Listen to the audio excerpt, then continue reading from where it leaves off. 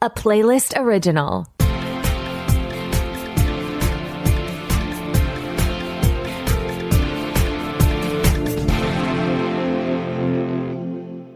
Welcome to the Pilot Podcast, where we review the pilot episodes of TV shows to answer your question, should I watch this? My name is BJ. And my name is Mitu. And this week, we're watching Masters of the Air on Apple TV+, Feud, Capote versus the Swans on FX on Hulu, Choir on Disney+, and A Bloody Lucky Day on Paramount+. So stay tuned to the end to find out who BJ is currently feuding with. I will decide if I'm willing to disclose that confidential information. Why don't I tell you what happens in Masters of the Air on Apple TV+. I'd love to hear about it. Based on the book of the same name, this show follows the 100th Bomb Group in World War II, led by Gail Buck Clevin, played by Austin Butler, and John Bucky Egan, played by Callum Turner, who are both tasked with fighting the Nazis and their Luftwaffe in the sky. So, Mitu, what did you think of all the World War II views and scenes in this show? It's beautiful. I saw some feedback where some reviews essentially said that this show maybe romanticizes war a bit because of how beautiful it is. But I would argue it just gave an even starker look when we got to the battle scenes of how awful things were, especially in how human this war is with such human levels of risk for error. And you can really feel the budget on this one. You did not need to tell me this was a Spielberg, Hanks, Apple TV Plus joint. I probably could have told you because it just felt so expensive and it was so epic to watch and you really get sucked in. Like from that alone, I was tuned in for all over 1 hour of this pilot episode. Apple's investment is definitely clear, and I think epic is a good word because a lot of these shots of the planes flying gave me vibes of like Top Gun, where you just see really cool shots of planes flying in, landing, taking off, and that was exciting. And then you see them actually do war missions, and you realize how dangerous and also difficult air missions are. They don't have our modern technology. They have clouds everywhere. They have to stay in these formations, and even that's difficult. And you see how gritty and brutal this whole experience was for this bomb group. And painful from an emotional sense. They want to get out there. They want to take the battle to Hitler, to the Nazis, as they said. And I really had to watch this show through that context because as someone who does not enjoy any level of struggle, I had to really watch this through the context of people really desired entering this war. And so you see these people opt for potentially some of the most dangerous battle, which is in the air. And there are these scenes, to your point, where we don't have technology, where the fog affects their ability to do a bombing mission. And they literally shoot a flare gun in the hopes that the other planes can see the flare gun through the clouds and converge near that one plane. We also see a scene, this is a very light spoiler, where a navigator gets really bad air sickness, so his ruler is straight up off. He's like, you're in safe air, go ahead, fix whatever's wrong with your plane. And they're like, hey, buddy, so we've actually accidentally crossed over into France, and the Germans are right here waiting for us. We accidentally RSVP'd yes to this dinner, but we do not want to be on the table. So we're going to try to back out of this with this plane that doesn't work well, which is why we asked for your help in the first place, navigator. It just was terrifying. You also see someone's face just truly blow up. Oh, yeah. You see a lot of injuries. And I like that they're not holding back how brutal the war was, especially with these plane missions. And you see the camaraderie, which I think adds to it. Like you said, everyone's motivated to be there. But it's like they're a brotherhood. You get that in a lot of army movies. However, in Masters of the Air, There are a lot of brothers, and they're hard to keep up with when they're in those planes. Because all those brothers are white men. Wearing masks, helmets, goggles. They're covered up. It's like that TikTok filter challenge where you're trying to tell celebrities by just their eyes. I felt like I was doing that in trying to distinguish the characters. I truly was just trying to look at a set of eyes and be like, is that Elvis? Is that Austin Butler? I'm not sure. I could sometimes tell by his voice. Otherwise, I could not tell who was who. The literal logistics of filming in those planes with all that gear on their faces, I almost wish they went a little ahistorical and just left the faces open so that we could tell who was who, because they introduce a lot of characters. And what feels surprising to me is that in an hour, we didn't get a lot of depth. We just know Buck is a straight-laced guy with a woman at home that he loves, and Bucky is the rebel who was assigned a desk job, but he wants to be in the sky with his boys. And that's about as deep as it feels like it went in this first episode. And I think even if they had done maybe slightly better character development, then I could at least distinguish these characters based on their behaviors if I can't tell the difference between their eyes. True. We needed a little more time with people besides Buck and Bucky. And it's odd that they even opened this episode highlighting the friendship between Buck and Bucky. And then, light spoiler, the rest of the episode is them doing separate things. So you don't even really see them working together. Yes, I love stories about friendship. When we saw that first scene, I was like, oh, thank goodness. Gonna watch this friendship expand, grow, contract, all the things friendship does. No. They said, wait, not today. We just moved on and took it to the sky. He got him a bike, and they'll hang out later. That's it. So with that, do you want to watch them ride tandem bikes into more episodes of Masters of the Air on Apple TV Plus? That would be a cute scene. I will watch again casually. The air missions really sucked me in, but sometimes they're a little hard to watch. However, there's something about the show that's captivating, so that'll keep me going. How do you feel? I would not watch again. Not because this show is not really good. I'm just not a historical fiction girl. I'm not a war story girl.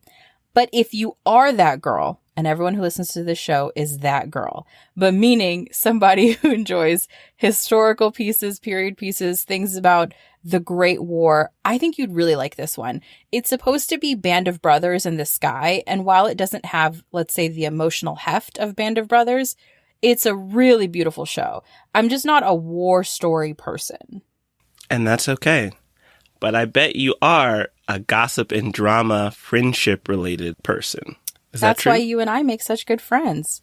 Why don't you let us know what happened in Feud, Capote versus the Swans on FX on Hulu? We'll get back to whatever you were implying, but I'll describe the show first.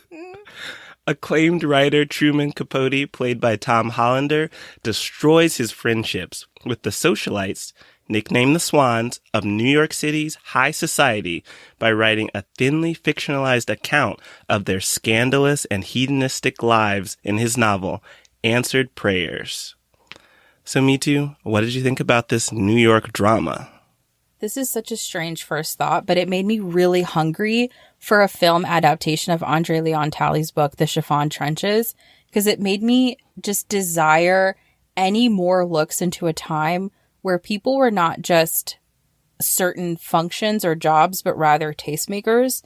Truman Capote was just as much a famed author as he was a tastemaker in society who commented on things, was a cultural critic, and also just did society professionally, being with the Swans. And so it made me want more stories like this, because I just love looks into this time.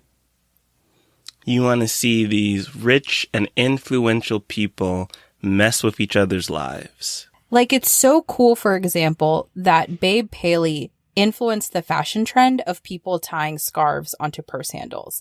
That is such a level of influence where people are still doing this in 2024. I just love that time for that. And I think the show depicts it so beautifully in how these women carry themselves.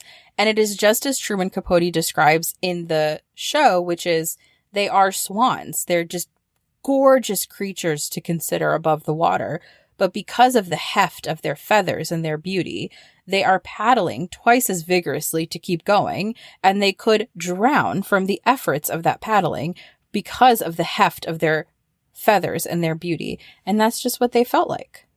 The metaphors, so beautiful. But very on the nose metaphors. Sometimes Truman Capote was an obvious writer. You gotta start somewhere. But with all that beauty and Truman watching the beauty, did you like any of these characters? No, but this show taps into the best storytelling, which is personal gossip. Unfortunately, gossip is delicious. Everyone likes it. Everyone likes to do it. Anyone who says they don't enjoy gossip is unfortunately a liar. Or a gossiper. Or a gossiper. And so it just really was fun to watch. It was just a delicious watch from that perspective as well.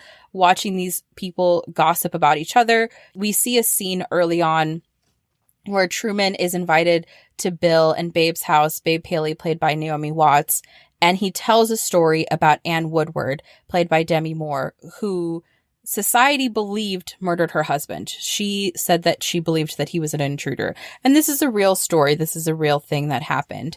And the way he tells the story, like such juicy gossip, you can tell the whole table is eating it up. And then the way that they're eating it up made me eat that scene up. I loved it. You are all messy people. I have to agree. No one's really likable, especially Truman's character, because we see the lengths that he goes through to essentially betray all of the Swans. However, the Swans, they have their faults too. So it's really interesting to see two groups of people who used to talk about other people behind their backs, and now that they are doing it to each other, it's like, I don't even pick a side. I'm just further removed from this gossiping war. Yes, when you don't have any part of the side of the fight, it just feels good to then sit back and watch the mess unfold. And again, this is my favorite genre of story, which is friendship. And there's a really heartbreaking scene where Babe Paley basically says, a lot of people have betrayed me. My husband has betrayed me. Lots of people I cannot trust in my life as a very wealthy, powerful society woman. But Truman, she says, I sure did love him.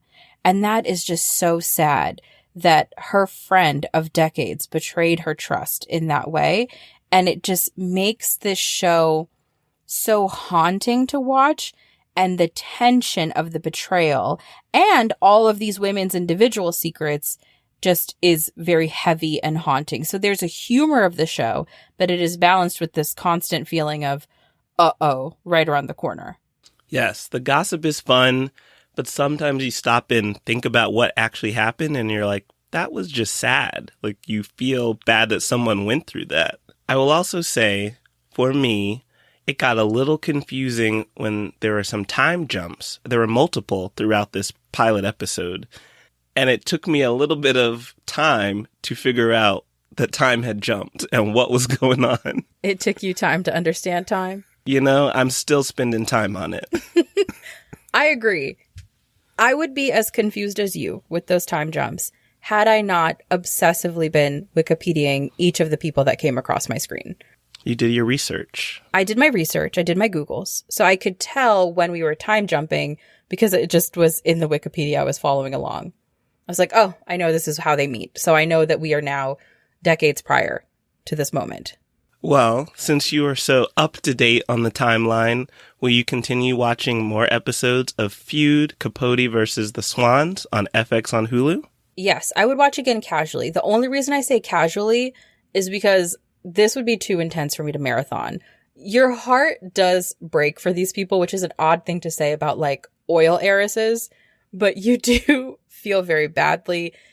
It is very tense for me. But if you are somebody who loves gossip and loves stories about building and deteriorating friendships, this one is for you. I don't think I would watch again. This is a lot of gossip. I think if you want another show about high society and some people talking about each other, I'd say The Gilded Age on Max. It's lighter, much, much lighter than this, but same level of wealth and influence in New York. That's true. You are a Gilded Age fan. I can handle that level of gossip. I almost called you a Gilded Age girl. I've reached a place where I call every person gender neutral girl. We're all girls. Everybody. Are you a this girl? Are you a that girl? Why don't I tell you, Beej, what happens to the choir girls on Disney Plus? Let me know. So this docuseries, named Choir, not Choir Girls, follows the Detroit Youth Choir, who won America's hearts on America's Got Talent, and their mentor and teacher, Anthony, who now has to lead them through transitions as students are graduating and train them up for their next performance of a lifetime. So I think what's really cool, not only are we seeing a talented choir, we are seeing the full process from auditions, evaluations, rehearsals to awesome performances. Did you enjoy singing? I know this isn't a musical, but it's getting there to that genre. Yes. I mean, I know that's why you suggested this show and added it to the list. I know that you're a musical person. I know that you loved all things choir and chorus. For me, I did not do singing. I'm not a good singer. You love to sing. I love to sing to myself in the kitchen while I'm cooking. I sing little songs about things I'm doing. The Reba theme song, it is always running in your mind. That's true. It is always in my mind. But no, I do not have any history with a choir or chorus, to my knowledge, except for, I don't know, maybe in like elementary school, I think everyone was in one. Yeah, I think we all started, because before we can do an instrument, they just make us sing. Yes. And I think when you're a child, everyone just sort of has a child's voice, unless you're an uber talented kid. But very rarely do you have a kid that's just like on the opposite end. Everyone just sings like babies. There are some uber talented kids in the Detroit Youth Choir. Yes. My favorite part of this show and my favorite part of this genre of content is I love watching people be really good at something. And these kids are really good at being in this choir. And they put in so much hard work to be really good at being in this choir, including being really tough on themselves. And then it is wonderful to see the talent of a real coach, teacher, and mentor. Anthony takes a really realistic approach with these kids. He offers them very, very constructive feedback. So there isn't a point, at least I don't think, where he was mean to be mean. He just tells them exactly how they can improve in a really supportive way from the perspective of how they can be better members of this choir and how they hope to show up in the world. And I liked seeing all of the other coaches and the different functions he found for kids who maybe weren't choir ready.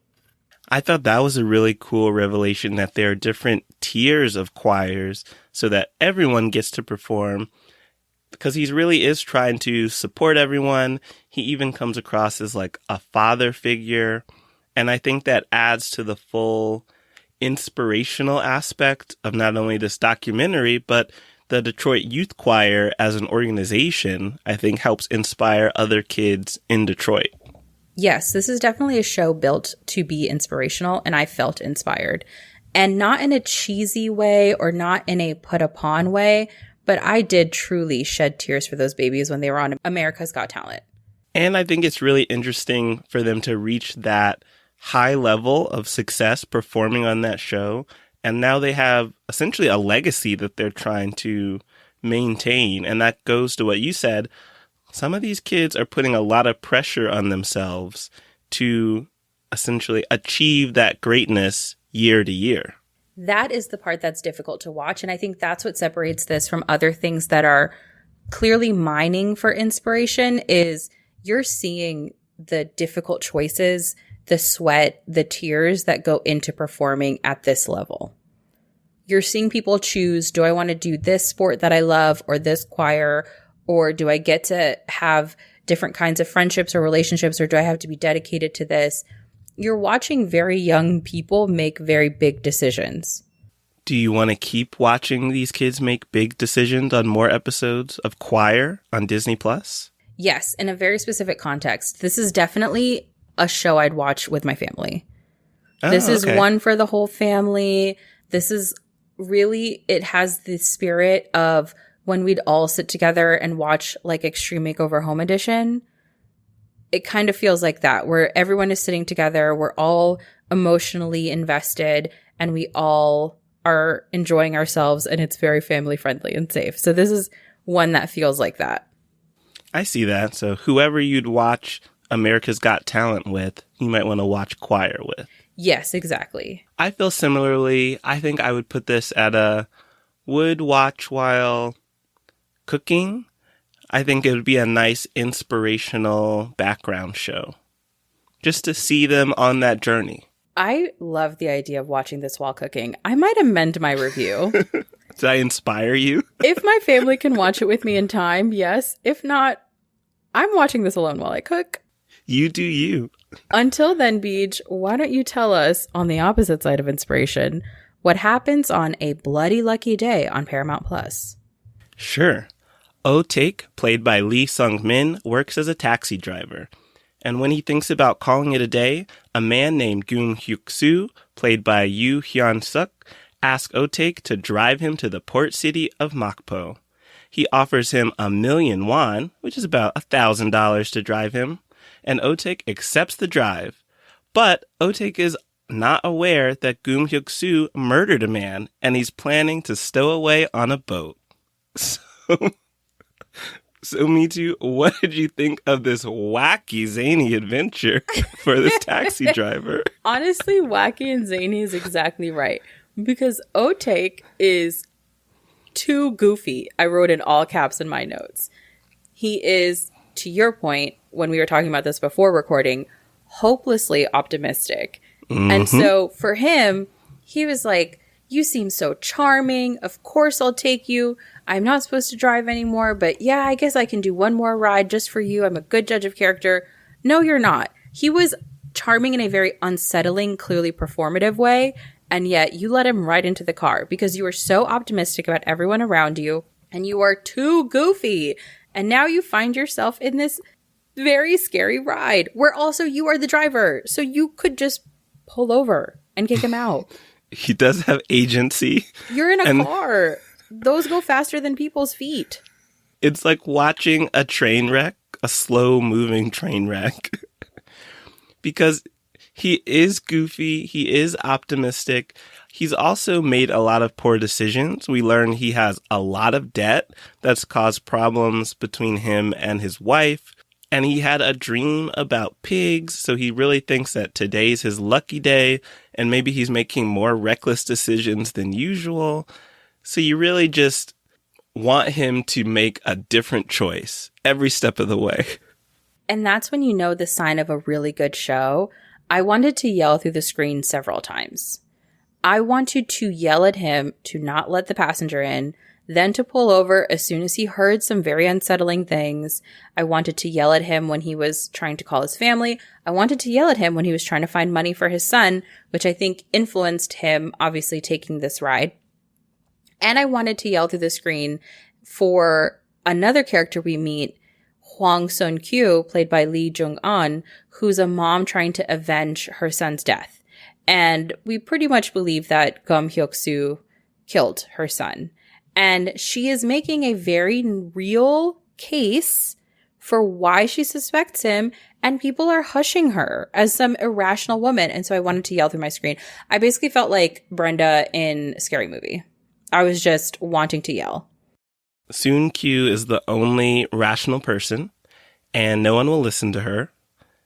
And we don't want to give away too much about Hyuk-soo, but he says a lot of stuff that is like red flag, red flag, red flag. Even when he says, oh, I'm joking, it's a red flag that you would ever make a joke like that. And no one seems concerned. Yes, there's a point where he says something and he does not try to relieve the tension. He doesn't try to laugh. He doesn't do an I'm joking. And the cab driver is like, ha, ha, ha, right? Ha, ha, ha, ha, laugh, ha. And he's like, no, sis, sorry. We're in for a tough ride. Meanwhile, in the car that you're driving, that at any point you're in charge of, but it is what it is. You have walked into this life and here we go together. He's a good villain. He was so unsettling from the moment he came across the screen. And like BJ is saying, we cannot give it away because it's a really good spoiler, but there are things that make him a very scary villain. Yes, the traits of a great villain, which he reveals, and Otake does not take the hint. No, Otake doesn't take many hints. He doesn't make sense. He really doesn't. But will you keep watching more episodes of A Bloody Lucky Day on Paramount Plus to see if Otake makes better choices? Yes, I can't believe I'm saying this about a scary show that is very obviously going to dip into gore, but it almost feels like that other show that we were watching about the people selling the body parts, where unfortunately it's so good that I will keep watching. And I would watch again, I'll say casually. I don't think I have the mental strength to marathon a show this scary, but I do truly want to know how this turns out, especially because it is clear that we are building toward a friendship between them. And that is maybe the most unsettling of all. Yes, and it's that point that has me interested, especially when you brought that up. And I will watch again casually because I do feel a bond between them. I think they will influence each other's behavior, and that's going to be really, actually kind of scary to watch what path they'll lead each other down on this journey. Absolutely. So, if you want to listen to more episodes of the Pilot Podcast, head to our website, thepilotpodcast.com, or follow us on all of your favorite podcast platforms. For as long as the Pilot Pod, I guess, will continue to exist, we are also on social media at The Pilot Pod on Instagram, TikTok, and Twitter. I keep saying Twitter, I realize, but it's X now. So on Instagram, TikTok, and X. You can also send us show recommendations because every other week we do a show recommended by you, our wonderful listeners, to askthepilotpodcast@gmail.com. Thanks for listening. Bye.